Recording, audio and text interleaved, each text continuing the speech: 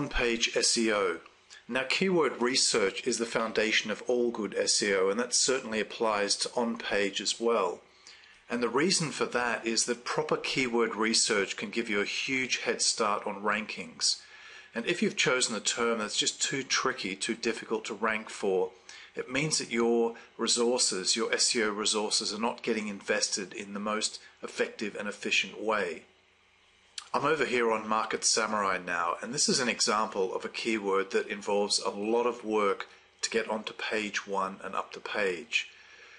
Now, we do have other keyword research videos, but just very quickly here, the couple of key indicators that I would look for are the backlinks on the page and the page rank, indicating the quality of those links. And we can see here that we have backlinks to the page, remembering that Google ranks pages and not whole websites.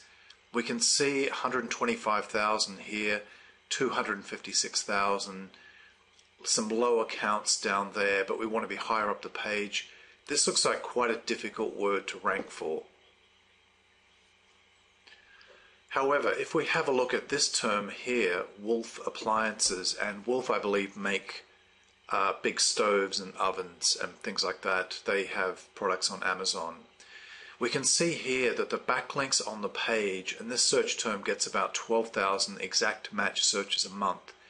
We can see here we've got 35 backlinks on the page and a PR0 for the #1 site. And you can see on these other page 1 sites here that the backlink to the page count is pretty low, and generally speaking the page rank is pretty low. Now, we do have quite a few of them going for that term in the title, but that doesn't look too bad because these backlink counts look pretty low. And if, for example, we were able to get a Wolf Appliances site ranking quickly, that could potentially be a good site flip over on Flipper. So those are a couple of good examples of difficult keyword to rank for and a much easier one to get onto page 1 for. So let's discuss the individual elements of good on-page SEO, and bear in mind that this is all in the post-Panda era. The first and most important element is the title of your page. For me, I'd like to see the keyword in the title a couple of times, and your title should begin with your keyword. It's also pretty important to note with the title that you want to also try to create a title that's good clickbait, that attracts curiosity, that provokes interest from people seeing that title on the Google search results page. And a very good place to find inspiration for title ideas is over on eZine Articles. Now, I'm on the eZine Articles homepage, and they've had quite a bit of a reformat, I think, in 2011 and changed the site quite a lot. But if we type in most viewed into their search box, and we click on this top 30 most viewed articles, we can see a bunch here that have had in excess of 1 million, over 3 million different views coming in through eZine Articles, and that's obviously a lot, so these guys are doing something right. You can see some of them pose questions, they might offer numbered tips, top 5 mistakes, things like that. So I highly encourage you to come over here to look for ideas for your title for on page. But just make sure that you've got it at the very beginning of your title.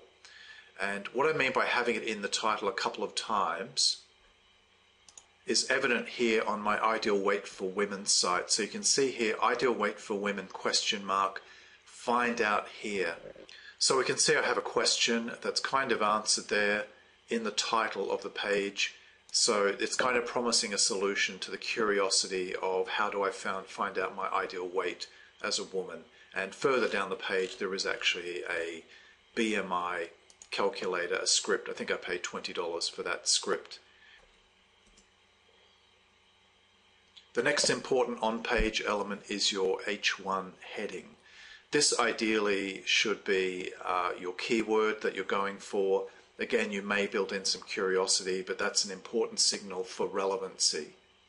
Now, looking at a couple of projects that I'm developing for site flipping, we can see here on this particular site, TV stands for flatscreens.co. Here is my H1 header. TV stands for flat screen. So it's very, very clear to Google precisely what this page should be ranking for. And if we have a look at another one here, bunk beds for kids, this is my H1 title here, the heading. It's very easy to do in WordPress. You simply select it and choose that from the formatting option. But the H1 tag is quite important. The next thing we need to look at is the keyword density on the page, which should ideally be around 3%. And there's a separate video in this course on keyword density, but basically if I were to have 100 words on the page, ideally my keyword should appear 3 times to be in the sweet spot for relevancy. So let's have a look at one of the site flipping projects that I just showed you, and we'll check the keyword density on the page. So here I am on bunk beds for kids, so I'm going to select this article here. Ideally this would be done before the page was actually, the post was published. And I'm going to come over to, this is the first of a couple of free keyword density checking tools. And this one here has a 4-word keyword maximum, and bunk beds for kids is clearly 4 words, so we click that one and we check density and scroll down. We can see here that bunk beds for kids is coming back as 1.1, which is a little bit low, and I should go in and add more keywords to the page. Here's another site here, and these links are in the resources download section, of course. So here we're trying to rank for bunk beds for kids. And we can see that there we're getting a reported density of 1.2%. So both tools are showing me that I'm in that 1.1 to 1.2% range, and I need to correct that ideally. Now the next on-page element to be mindful of, and this is in the post-Panda era when Google appears to be demanding better quantities of information, better quantities of content, and of course original content ideally. Now I'd recommend that you have at least 600 words on the page, and with all of my new site flips or new sites that I'm developing, I work on 1,000 as a minimum benchmark, and that's working pretty well. And generally speaking, you can write quite naturally in that, but just make sure that keyword density is somewhere close to that 3% mark. In the post-Panda era, I also think it's very important to have proper formatting on the page in terms of headings, paragraphs, images, embedded video, and so on. And you saw on the idealweightforwomen.net site that did feature images, and it also has a script that users can access as well. So it's kind of a content-rich page, but it's also properly formatted with headings and paragraphs and so on. Shouldn't be just a huge slab of text, but should look like it has some care given to it. However, I tend not to over-optimize the page in terms of images, and I don't use the exact keyword match file name or anchor text because I think that looks a little bit too overdone and a bit too over SEO'd. So let's have a look at those 2 site flip sites. On TV stands for flat screens, the alt text is TV stands and the file name is tvstands.jpg. And if I scroll down here, tvstands2.jpg, so it's not a direct match because I didn't want it to look over optimized. On the bunk beds for kids site, we can see here bbk2.jpg. bbk2 is the anchor text there. In fact, I don't think any anchor text was set, and WordPress just did that by default. You can see there I also have a YouTube video on the topic embedded into the page and clear paragraph formatting. Even though I haven't thoroughly tested this, I also think it's of value to have an outbound authority link, a do follow outbound authority link, going out to an inner page of a trusted site, preferably on the topic of the site. So for example, on TV stands for flat screens, here I have an outbound authority link that goes to a CNN article.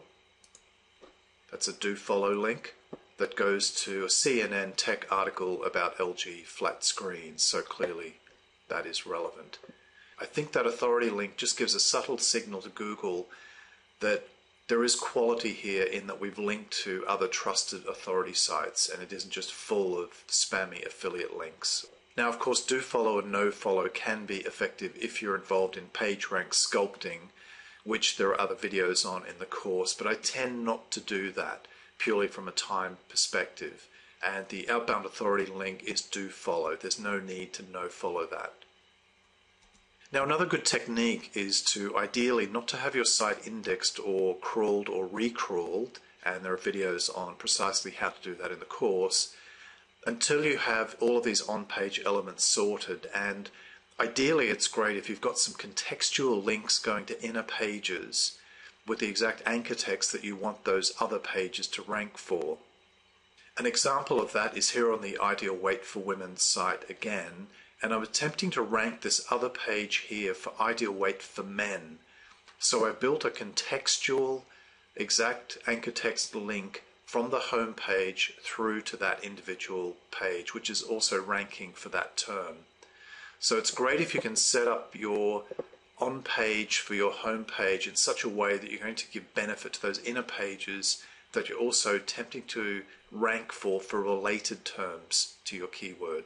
I tend to favor these much more highly over blog roll links over here, which we can see on the left, where I also have the Ideal Weight for Men link. This contextual one is the one that really matters. So let's recap on our on-page SEO. Proper keyword research in the first place. We do not want to be taking on the make money online sites of the web, and we want terms much more like Wolf Appliances, which has healthy search volume and weak competition to rank very, very quickly. And in fact, when I use age domains and I do my on-page SEO properly, as I've outlined in this video, it's quite often that those sites will appear within the first few pages of Google without any backlinks whatsoever. So that emphasizes the importance of great keyword research, and it also shows the power of good on-page SEO. So pay attention to the title. You can go to eZine articles, look for ideas there, and create interest, clickbait through your title, but ideally it should be the very first thing in the title, and don't keep it too long either. Your H1 heading should be your keyword that you're attempting to rank that page for, the most important one, if you have several. Word length should be at least 600 words, and I don't do any new sites with pages under 1,000 words now. And those free tools are available to check on the keyword density, and the sweet spot there you're aiming for is around 3%. Proper formatting of the pages include paragraphs, headings, and so on. It should look like some care has been taken there. And ideally you want to have some rich content, images, videos, tools, possibly PDF downloads, and you've seen some examples of those. But I also want to mention one other aspect of on-page SEO, and there is a separate video on this, but I did just want to cover it here. And that is, because most of us are working with WordPress on site setups, it's very important that you change the default setting on WordPress permalinks to what you can see on your screen there. So make sure that you watch that video so that you're getting that extra SEO advantage of WordPress, which is not there in the default position.